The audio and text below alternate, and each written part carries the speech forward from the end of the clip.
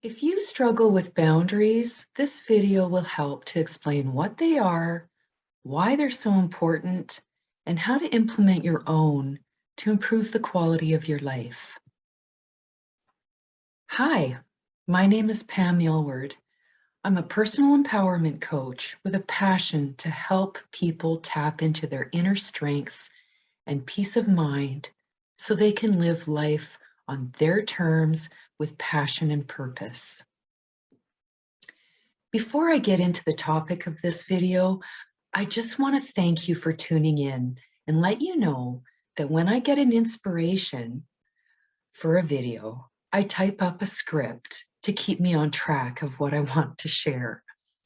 I'm sorry that it can come across as reading, but I work a full-time job and my time is limited. So I'd rather fumble my way through a scripted video that isn't perfect than to not share a message that may help someone feel more empowered. So let's get on with it. When you hear or see the word boundaries, what's the first thing that comes to your mind? Is it positive, negative, or neutral? It has a lot to do with your upbringing, past experiences, your mindset, and your personal journey. Our introduction to boundaries was presented in our family of origin. There were rules that we were expected to abide by, otherwise there were consequences. Some families had strict and rigid rules, while others may have been more lax and fluid. It all depends on how each of our parents were raised by their parents and all of their experiences, mindsets, and personal journeys. Some of us were exposed to completely different boundaries depending on how many caregivers we encountered. That might sound confusing, challenging, or scary, but as a person who was brought up in more than one family myself, I like to think of it as informative, adaptive, and empowering. For example, when I lived with my mother, money was tight, and I was expected to eat whatever she prepared for dinner, and if I didn't like something on my plate, it didn't matter. Her boundary was that I was expected to eat all of it, or I had to go to bed. Now, that's kind of rigid, isn't it? She didn't want food to be wasted. In her mind, she was trying to teach me to be grateful for what was prepared for me, but she continued to prepare foods that were disliked and held firm to her expectation that it had to be eaten or else.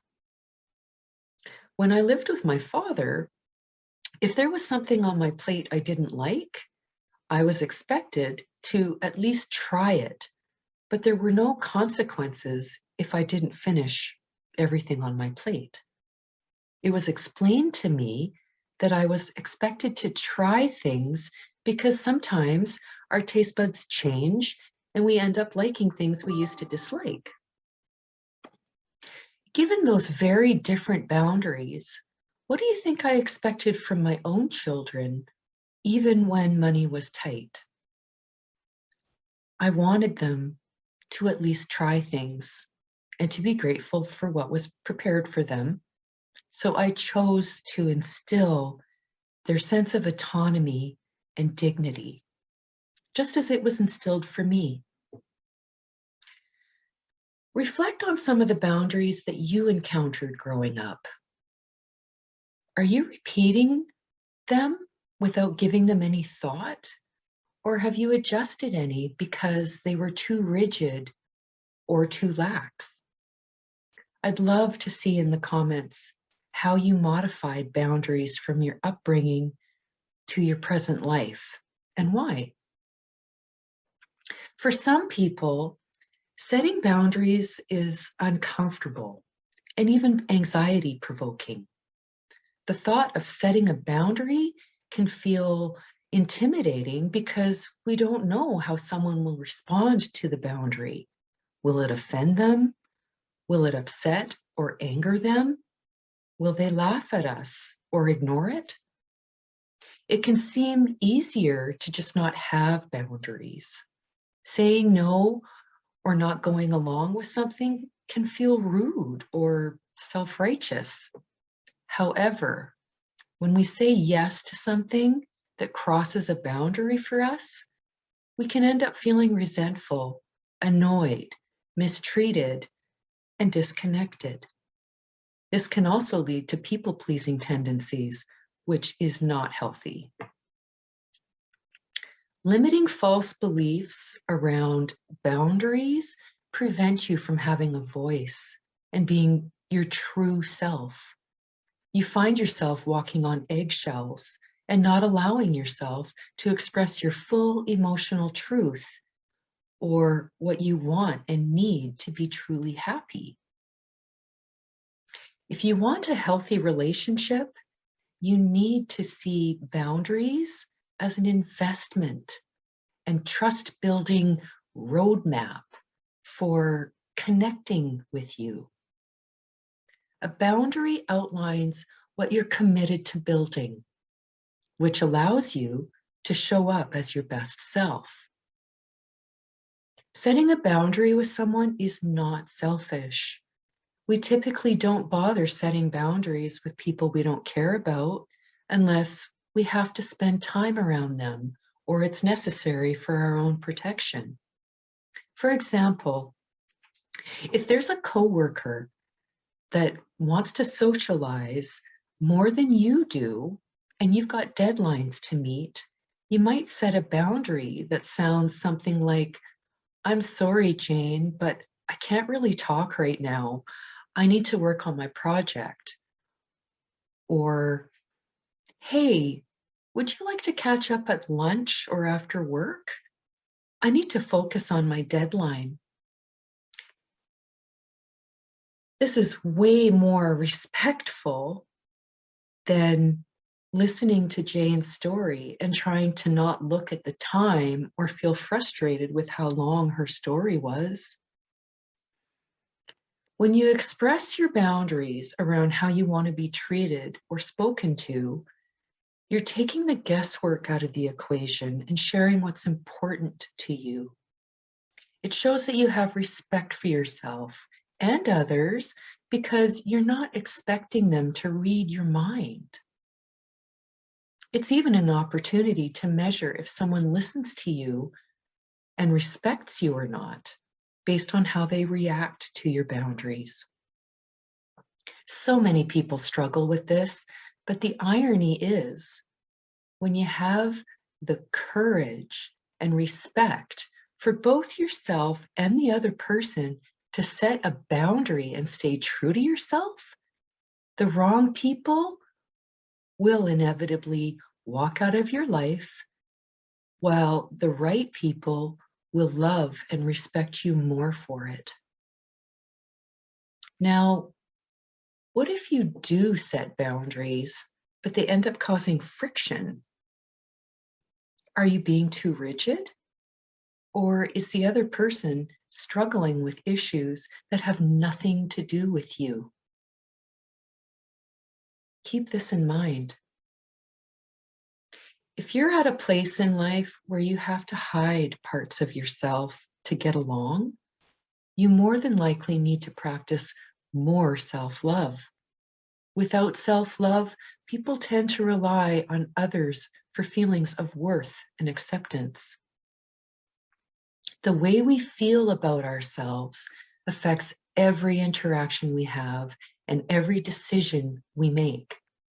It starts with the voice in our head, how we think about the things that happen in our lives.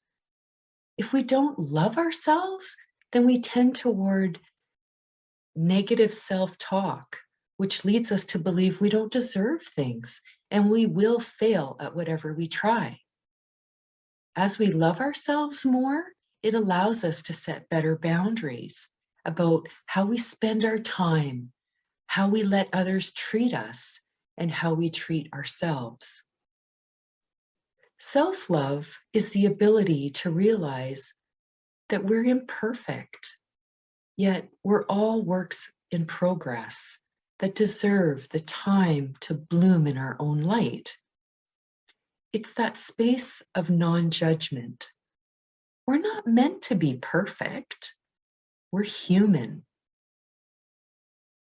See how different things, jobs, people, relationships make you feel. Do it without self-judgment, and you'll start to figure out who you really are and why you're worthy of your own self-love. Too often, our self-image gets eroded by cultural ideals, the media, and past experiences. If you want to start increasing your self-esteem, you need to listen to what your heart whispers to you while filtering out all the background noise from other people.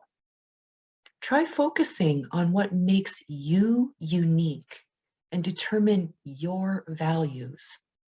Living your life consistent with your values is key to stepping into your own worth. Know what you want out of life and go after it. When you work towards something that you wholeheartedly believe in and it's consistent with your talents, you're more likely to establish greater self-love.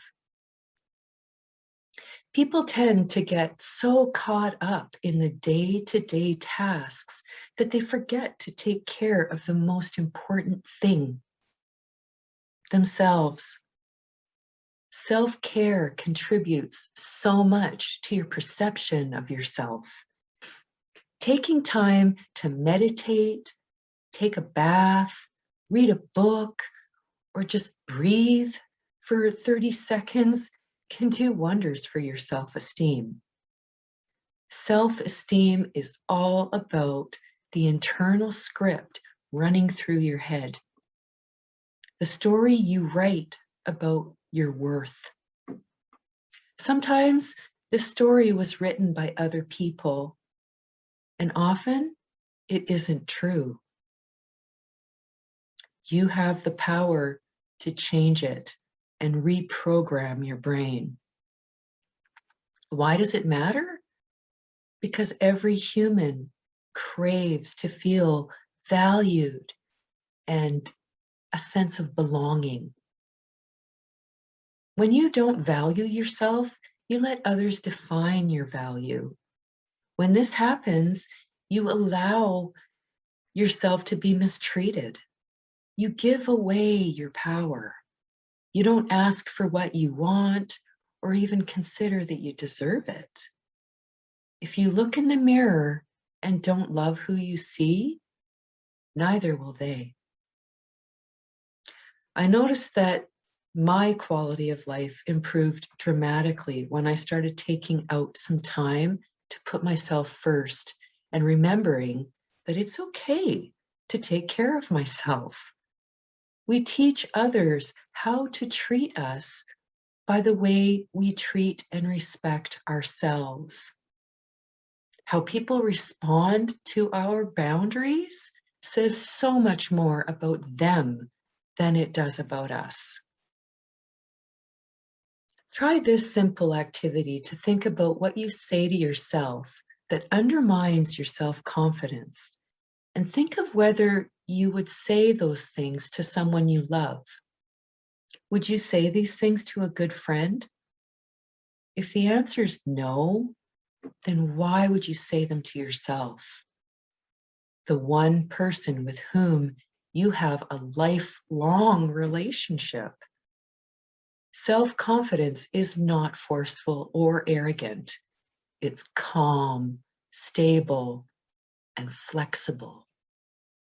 When you are self-confident, you take actions toward creating the life you want. You easily gain support from others when needed, and you become more resilient. When you value yourself and have good self-confidence, you feel secure and worthwhile. You have more positive relationships with others and feel confident about your abilities. You're also more open to learning and feedback, which can help you gain new skills. Maintaining a healthy, realistic view of yourself isn't about showing off.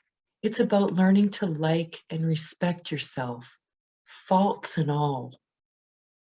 It will help you lead a happier, healthier, and more successful life. When we lack confidence, we rely on others to provide us with what we're lacking within. And this results in codependent relationships where often we're giving ourselves away and being undervalued because we're desperate for the things we can't provide for ourselves. With a healthy dose of self-confidence, we can change these types of behaviors and develop healthy boundaries by knowing our worth and being our own source of love and positive reinforcement. Let me know if this changed your take on boundaries at all. I'd love to hear from you. Till next time, take care.